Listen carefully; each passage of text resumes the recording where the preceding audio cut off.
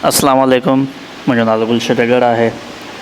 अरूज़ी शाइरनि जे सिलसिले में अॼु असां मीर अब्दुल हुसैन सांगी जी शाइरी जो जाइज़ो वठंदासीं। मीर अब्दुल हुसैन सांगी खे अरूज़ी शाइरी जो गज़ल जो बादशाह शाइर सॾियो वेंदो आहे। अचो ॾिसूं त संदसि शाइरी में कहिड़ियूं कहिड़ियूं ख़ूबियूं हुयूं। मीर अब्दुल हुसैन सांगी सिंधी गज़ल में नओं आवाज़ आहे। हिन गज़ल जे सिन्फ़ में केतिरियूं नाज़ुक ऐं नफ़ीस चीज़ूं पैदा करे सिंधी जदीद गज़ल जी राह हमवार कई आहे। हिन सिंधी गज़ल में मुख़्तलिफ़ तजुर्बा करे सिंधी गज़ल खे केतिरनि ई अनोखनि ऐं दिलचस्प मौज़ूअनि सां रोशनास करायो आहे। बक़ौल डॉक्टर नबीउश ख़ान बलोच जे त सांगी महज़ ज़हनी मश्क़ ख़ातिर शेर कोन चयो।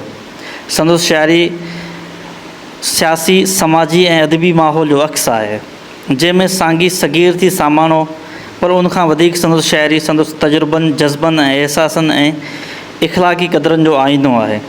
सांगी जे कलाम में वाक़ई निगारी, इश्क़ व मोहब्बत, रूहानियत ऐं ख़्यालबंदी जहिड़ियूं केतिरियूं ई चीज़ूं मिलनि थियूं। गज़ल जी शाइरी में सांगी केतिरनि ई रुझाननि खे कमाल दर्जे ते पहुचायो आहे। सांगी पंहिंजे ख़ानदान जे जिला वतनी वक़्तु ॼाओ ऐं हिन नंढपण जो ज़मानो ग़रीबुल वतनी में गुज़ारियो।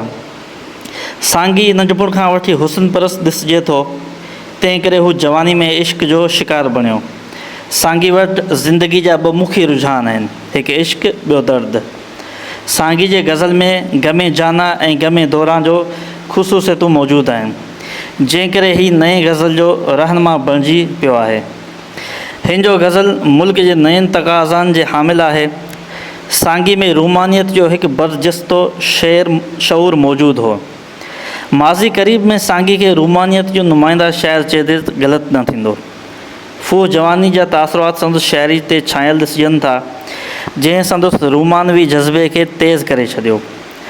सांगी वटि रुगो जज़्बातियत न आहे, पर उन सां गॾु मंझसि ऊन्हाई ऐं फ़नकारी बि मौजूदु आहे। मंझसि रूमानियत जो हिकु मज़बूत अहसासु आहे। रूमानियत गोया संदसि ज़िंदगी आहे। शहज़ादनि जी आम ऐं रवाजी ज़िंदगी खां सांगी जी ज़िंदगी मुख़्तलिफ़ आहे। हू हक़ीक़त पसंदि हो ऐं हुन हक़ाइक़ खे चङी रीति सम्झो हो। तंहिं करे हुन नौजवानी जे ज़माने में इश्क़ ऐं हुस्न जी दुनिया में पनाह ॻोल्हे लधी।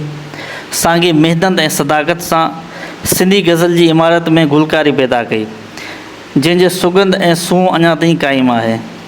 सांगी जे गज़ल में जज़्बात ऐं अहसासात सां गॾु इल्मियत जो भरपूर भंडार मिले थो। हिन वटि इल्मियत ऐं जज़्बातियत हथ हथ में ॾेई अॻिते वधनि थियूं। सांगी जे कलाम में जज़्बातियत ऐं इल्मियत जो दिलकश इम्तिज़ाज मिले थो। जेकॾहिं वटसि दर्द दिलि आहे त उन सां गॾु ज़हनी शऊर बि आहे। सांगी वटि जमालियाती शऊर निहायत पुख़्तो आहे। हू हुस्न व जमाल जो शाइर आहे। हिन जो फ़िक्र ऐं तख़युल जमाल परस्ती जो आहे। संदसि मज़मून फ़िक्र ख़वाह संदसि फ़न में हुस्न जरकंदो नज़र अचे थो। सांगी जे शेर में शेरियत मौजूदु आहे, पोइ उहो खणी इश्किया शेर हुजे, तमसीली हुजे या वाक़िया निगारी ऐं मंज़र कशी वारो हुजे। मतिलबु त सांगी नाज़ुक मिज़ाज, नफ़ीस तबे ऐं नाज़ुक ख़्यालु आहे। मंझसि हर चीज़ में नज़ाकत ऐं लुताफ़त ॻोल्हे लहण जी सलाहियत आहे। हू ख़ुश्क ऐं सख़्तु मज़मून खे बि शेरियत जो जामो पहिराए खेसि रंगीन बणायो छॾे। संदसि मुशाहिदो निहायत ॻूढ़ो आहे। पाण हक़ीक़त पसंदि ऐं सदाकत परस्त हो, उन लाइ संदसि शेर में कशिश समायल आहे। सांगी वटि हिजरो फ़िराक जो अंसर तमामु घटि आहे।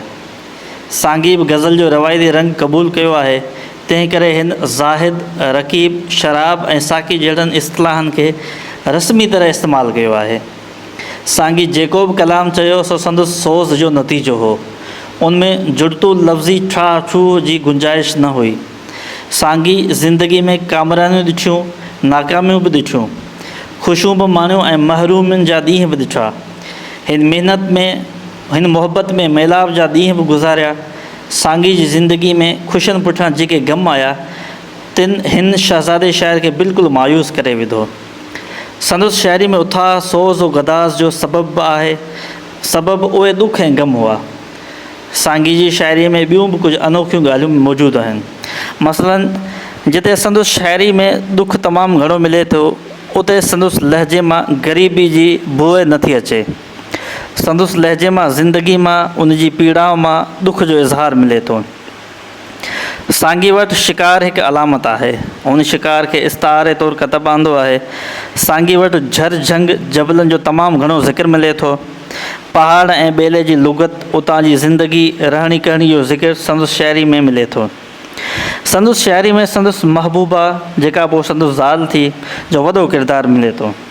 सांगी अफ़साना बि लिखिया, सांगी मंज़ूम मुहाग जो बुनियादु विधो। उन खां अलावा सांगी अफ़साने में शुरू ऐं आख़िर वारो हिसो नज़म में ऐं विच वारो हिसो नसर में लिखियो, जेका हिकु अनोखी ऐं नई रिवायत हुई।